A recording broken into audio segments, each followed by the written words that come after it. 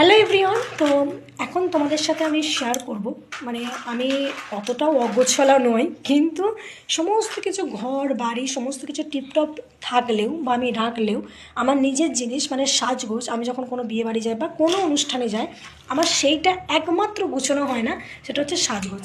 মানে আসি সাজি, সেটা মানে যেমন খুশি তেমনই পড়ে থাকে।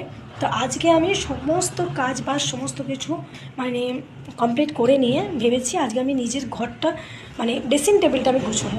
তো চলো তোমাদের সঙ্গে শেয়ার করে আমার ড্রেসিং টেবিলটা কী হালটা হয়ে আছে।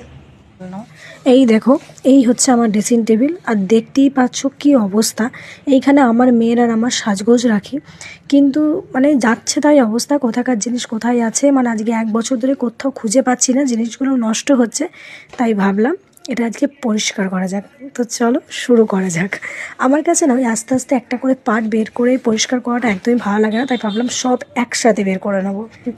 মেয়েদের শখের জিনিস হচ্ছে ড্রেসিং টেবিল, তো একটু গোছানো না থাকলে সত্যিই সেটা খুব খারাপ লাগে দেখতে। তো চলো সবটা গুছিয়ে নিই, তারপর তোমাদের সাথে শেয়ার করছি যে কীরকম গুছানোটা হলো। তোমরা এখানে কমেন্ট করে অবশ্যই জানাবে। তো চলো এখন চটপট গুছিয়ে নিই।